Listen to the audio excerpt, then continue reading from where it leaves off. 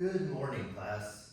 Today we will look at section 2.2, basis for a topology. We'll start with the following proposition.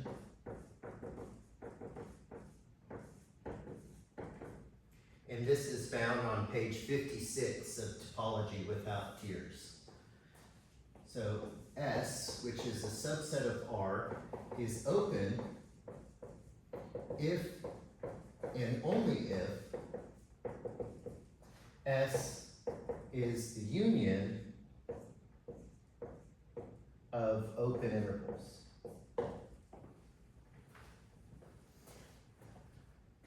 Okay, so recall, to prove if and only if statements here, we need to prove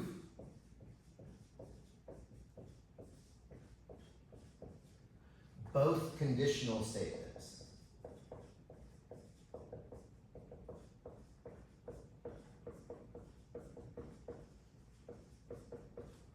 So we need to prove the forward direction and we need to prove the reverse direction here.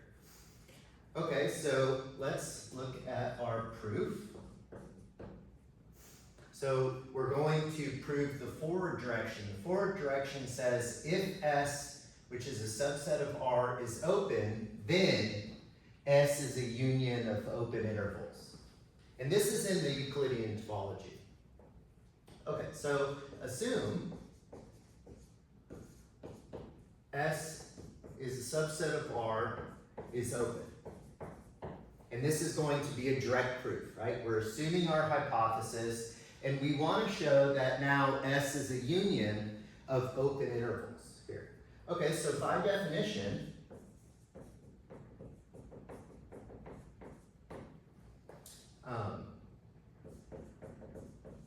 given X in S, there is an A sub X and B sub X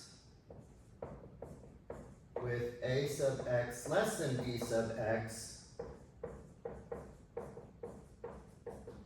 such that X is an element of the interval A sub X, B sub X, which is a subset of our set S. And this is by definition of what it means to be open in the Euclidean topology. Remember that every element, we can find an open interval still in that set here.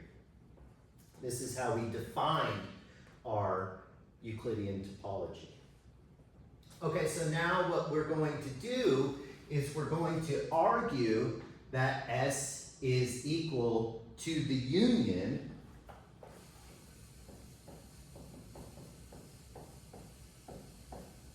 we will now show that S equals the union over all X and S of these AX, BX's here, right? So it's going to be an index collection of open intervals here.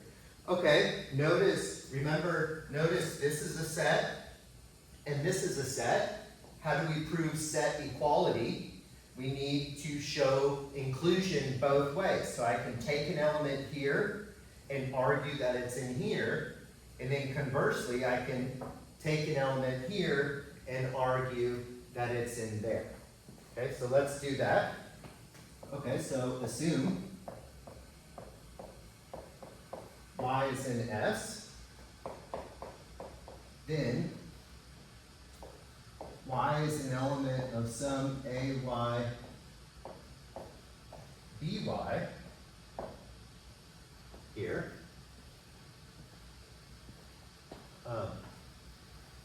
which is a subset of S here, hence, and that's because S is open. If Y is in S, I can find this interval that's contained in here. Well, Y is now one of these intervals, so it's in this collection of the union. Hence, Y is in the collection of the union here. Okay, so now assume Z is in this collection of unions here. Okay, then Z is an element of some AZ BZ, right? But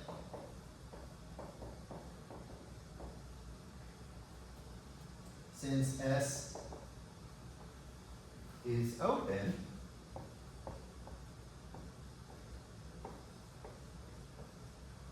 we know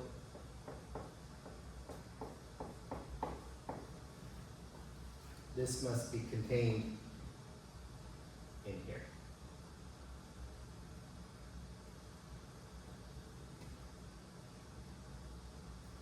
Right? Okay, so that shows our forward direction. Now let's prove our backwards direction.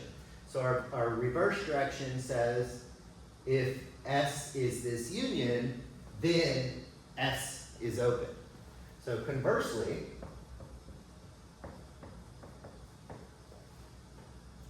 assume S is this union,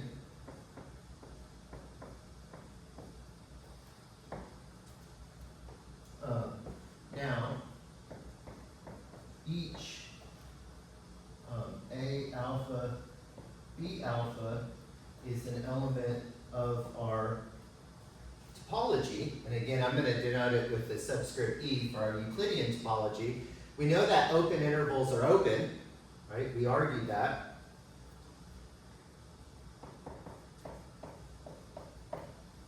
And this is a arbitrary collection of open sets, so hence open,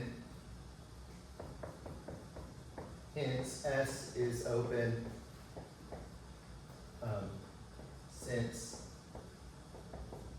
it is a union of open sets in the topology, right? Okay, and if we want, I haven't been doing this, but our book of proof does this.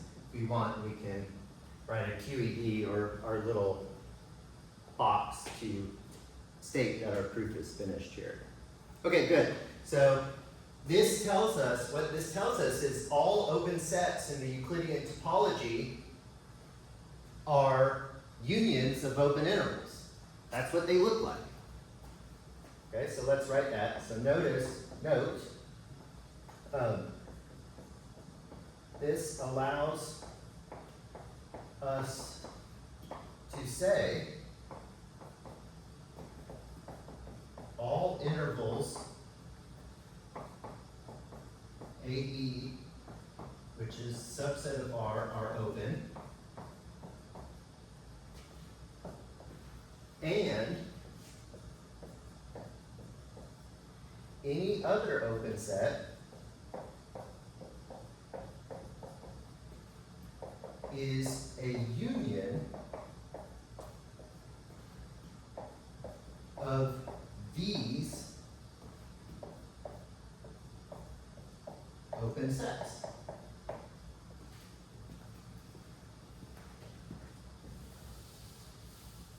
Okay. And this is very nice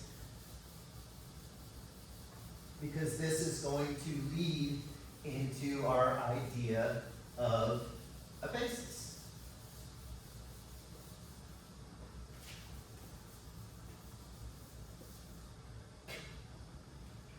Okay, so definition. Let X tau be a topological space, a collection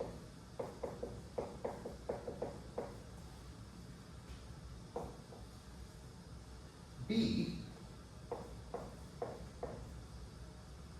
of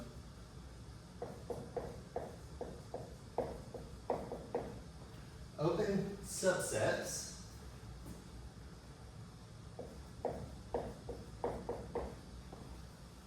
of X is what we call a basis for the topology tau if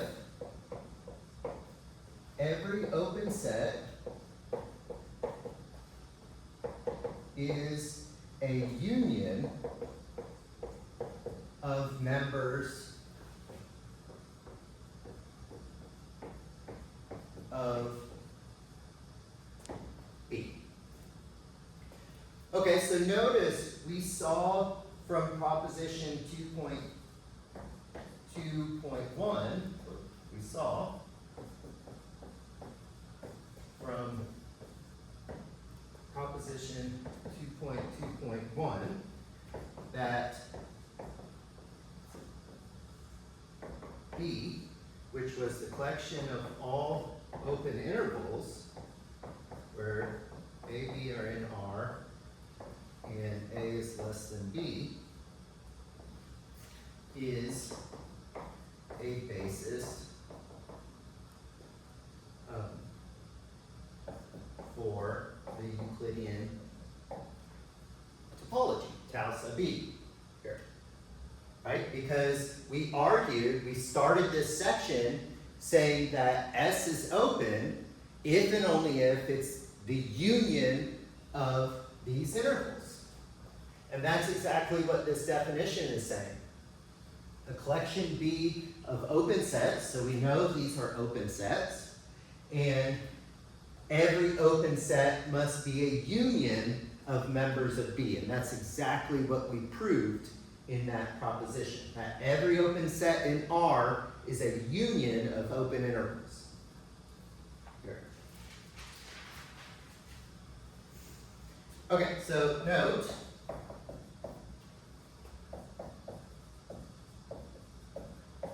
there can be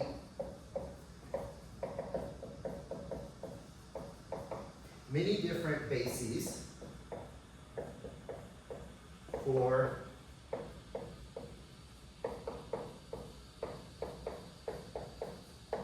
the same topology. Okay?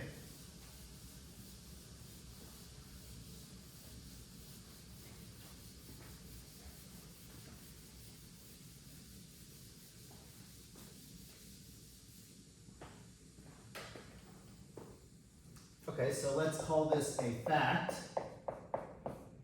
here if B is a basis for some topology tau on a set X, and B sub 1 is a collection of subsets of X with B subset of B1 subset of tau, then B1 is a basis for tau. Okay, so what this is saying here, let's just kind of figure out what this is telling us. Notice, first of all, that B is a subset of B1, so B1 has more open sets. And we know they're open because they're both subsets of tau here. So all we're doing here is we're adding more open sets. And what this statement is saying is that if we know we have a basis and we add more open sets, we're still a basis here, okay? So adding more sets will not change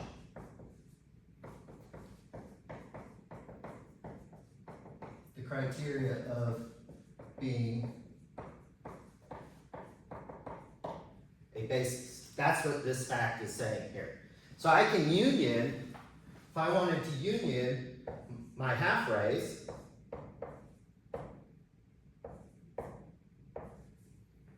this is still a basis. These are open. We know, we argued that these were open. This is a larger collection of sets, but it still satisfies my criteria of being a basis. That's what this fact is saying here, okay? Okay, so proof. We need to show that here, right, this is our definition of a basis. We need to show that every open set is a union of members of our B1, because we want to argue that B1 is a basis here. Okay, so to do so,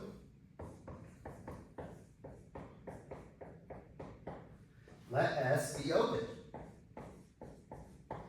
Right, so I'm going to take an arbitrary open set, which is a subset of X, and I need to argue now that S is a union of members of B1 here.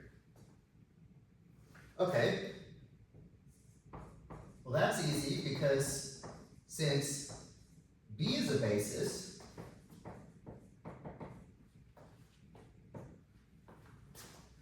we can write S as some union of B alphas where each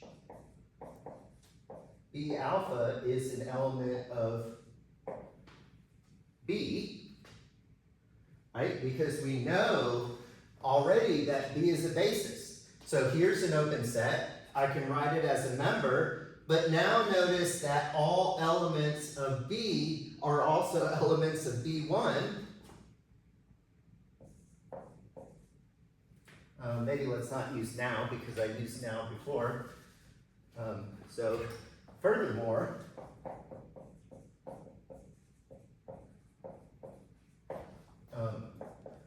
B alpha is an element of B1 for each alpha, since B is a subset of B1. So we have written S as a union of members of B1, which is exactly what we wanted to argue here. Okay, good. Let's look at an example.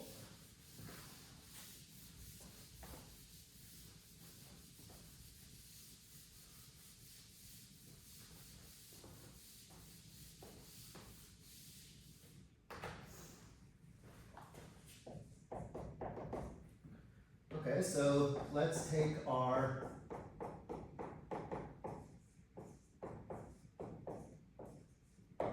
three-element set here. Then, if we define B to be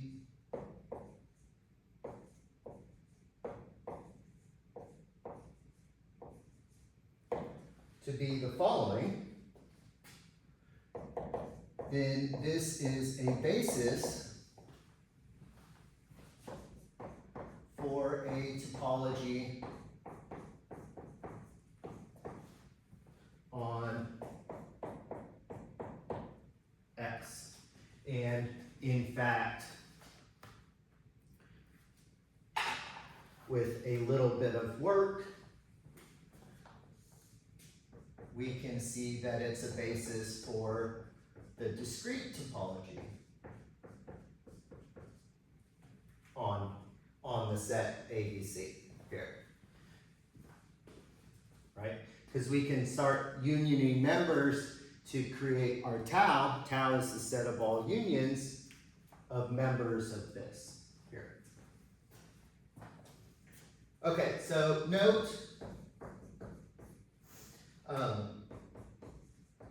there are 9 unique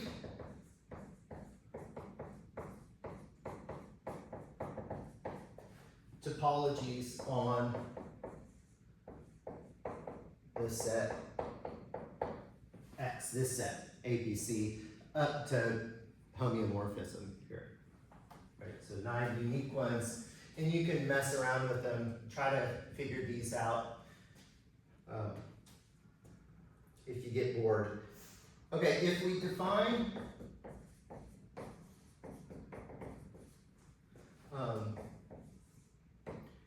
another basis, B prime, to be,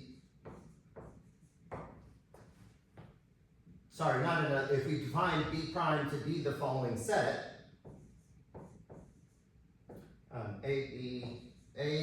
the singleton A, the singleton C, AB,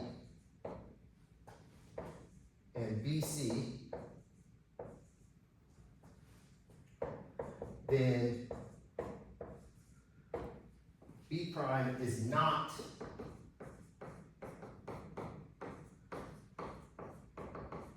a basis for any topology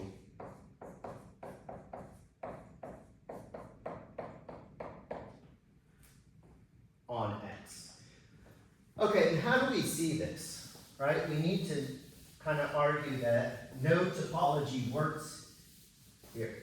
So we need to see one of the criteria of being a topology falls apart.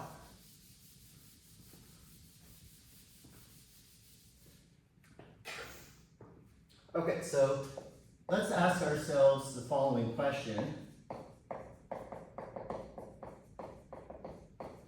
What if we union all elements of B prime here? Okay, then we would get a collection tau, we can call it tau. Well, the empty union, if we union no elements, we get the empty set. If we union all of the elements, we get the entire set X, here where X is this ABC. And then we have our elements already existing.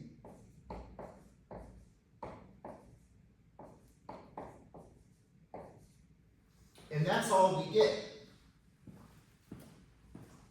right? Union these two, sorry.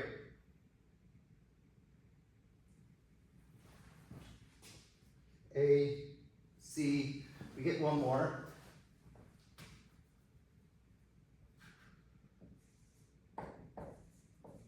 A, C.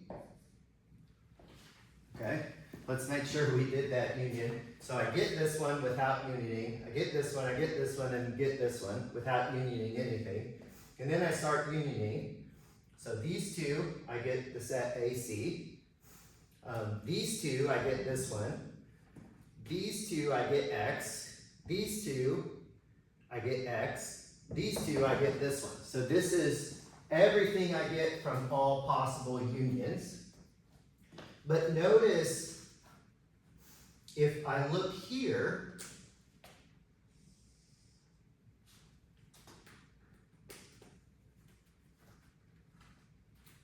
my condition 3 fails.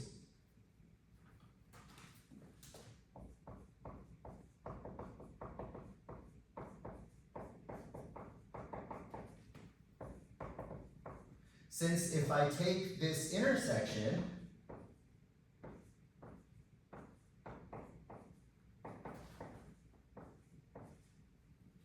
I get the singleton set B, but this is not an element of my tau.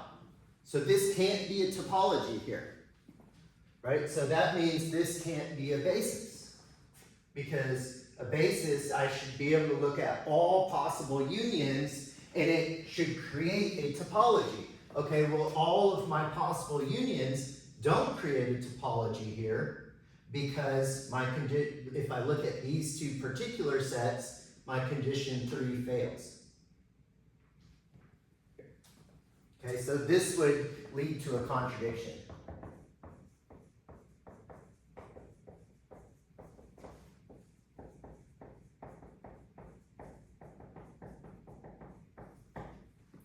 Okay, so if we wanted to formally prove this, we would do a contradiction argument. Okay, assume it is a basis, then it creates this topology, but this isn't a topology, so there's a contradiction, right? We're saying it's a topology, but it doesn't satisfy the criteria of being a topology, so that's our contradiction.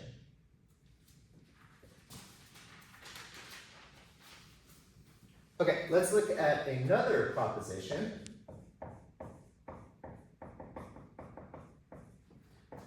This is 2.2.8 on page 59, and it says the following. B is a basis for a topology on a set X if and only if B satisfies the following criteria. X is a union of members of B, and for any two elements in B, the intersection is a union of members of B.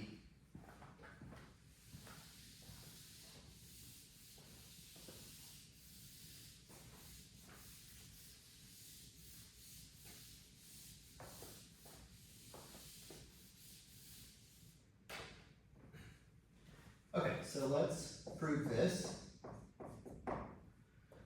Okay, so let's prove this direction. So let's suppose that B is a basis and then argue these two properties hold. So if we assume B is a basis for a topology tau on the set X, then the two conditions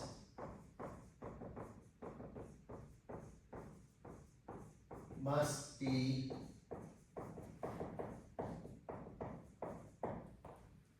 satisfied. Okay, so this is the author saying it's clear. Well, why is it clear? This is because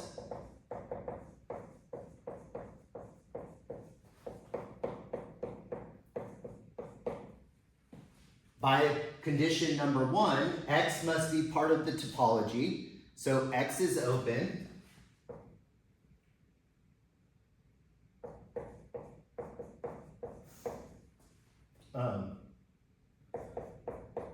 So X is a union of members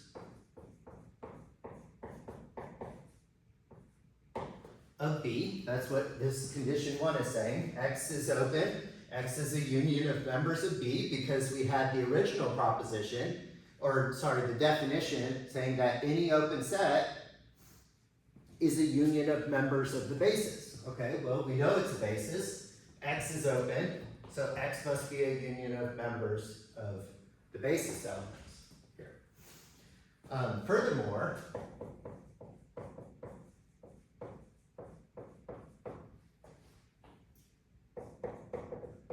given B1 and B2 in the basis, B1, B2 are open, right? They're elements so that B1 intersect B2 is open, right? And this is condition 3 of our topology. These are elements of the basis, hence open, because elements of the basis are open sets, so they're part of the topology. We know by condition 3, since tau is a topology, the intersection is open. It's an element of the topology. So therefore, it must be a union of members of B.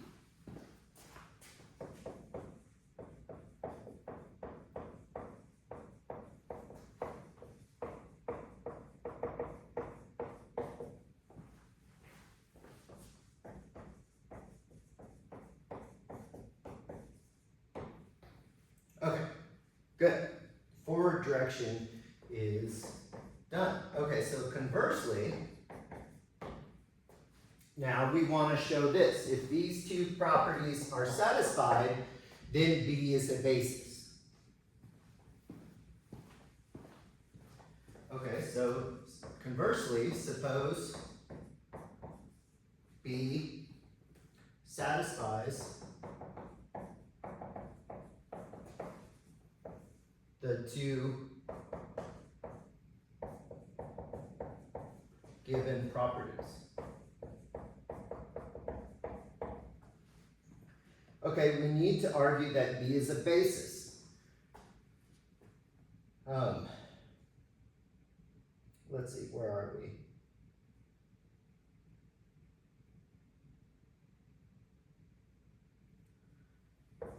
Now,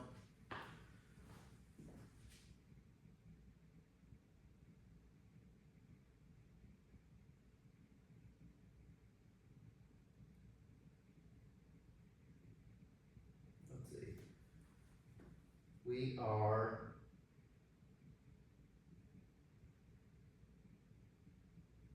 here, okay, so now we need to argue B is a basis for a topology on X. And to do so, we're going to go through the criteria of being a topology. Okay, so notice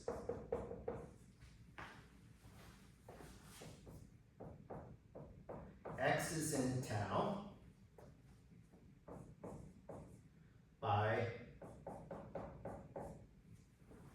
number 1.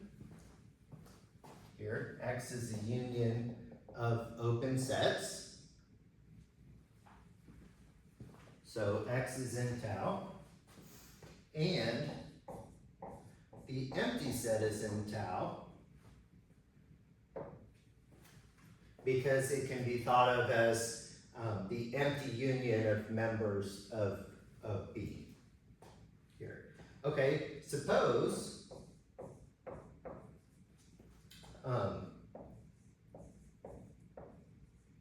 U alpha is an indexed family of non-empty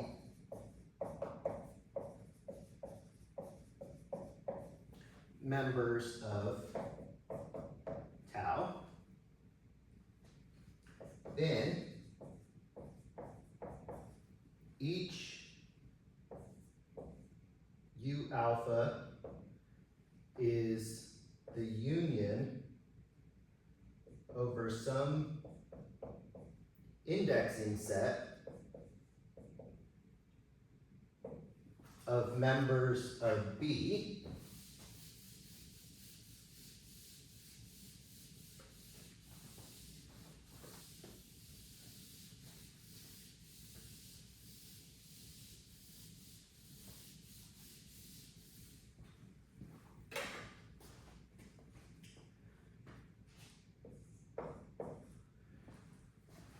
So now the union of these U alphas is the union of these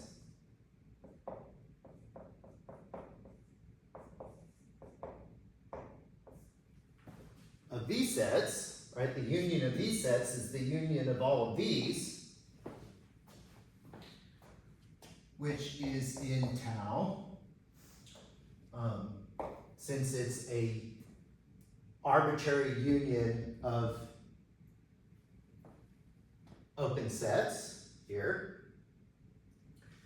And then finally,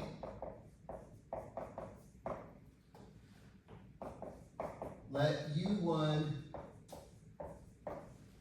and U2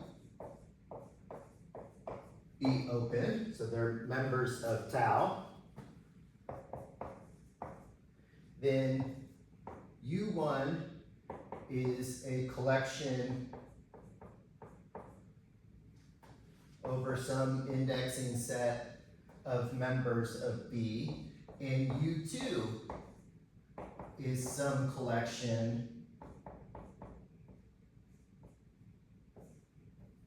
of members of B. So the intersection is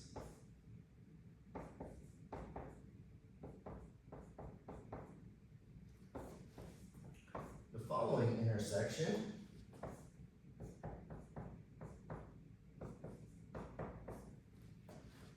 Which is the union of these intersections. And this is K and K, J and J. And this is a union, and hence, because this, we're assuming that the two given properties hold. So this is in there, the intersection is, so therefore the union of the intersection is here. Okay, the indexing on this is a bit messy. You can read through, I think I use slightly different indexing. Maybe I mimicked what the author did here, I don't remember. But it gets a little messy. Here, the author makes a note, think about this with a finite number, and then convince yourself of this. Some of the set theory in here can become a little overwhelming when they're arbitrary index sets. Here. Okay, so the moral here, we then can define a topology simply by writing down a basis here, right? So the nice thing about this is that we can state the topology in terms of the basis here. And notice that this is exactly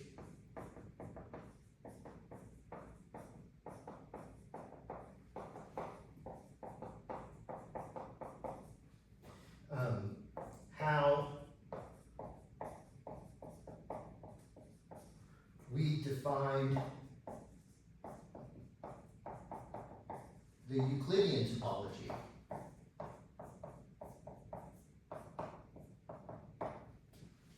Right? We used the basis. We defined it using the set of open intervals, and then we said everything else is a union of these open intervals. Right? We argued that.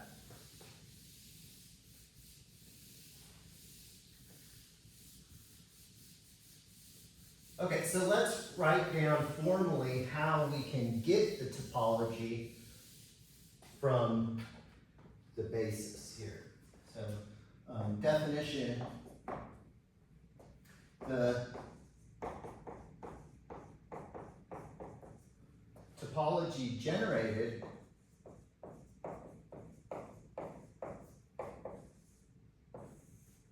by B consists of all open sets, we'll call them S, contained in X, such that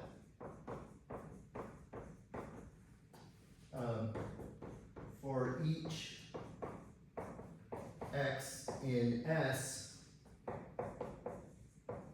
there is a basis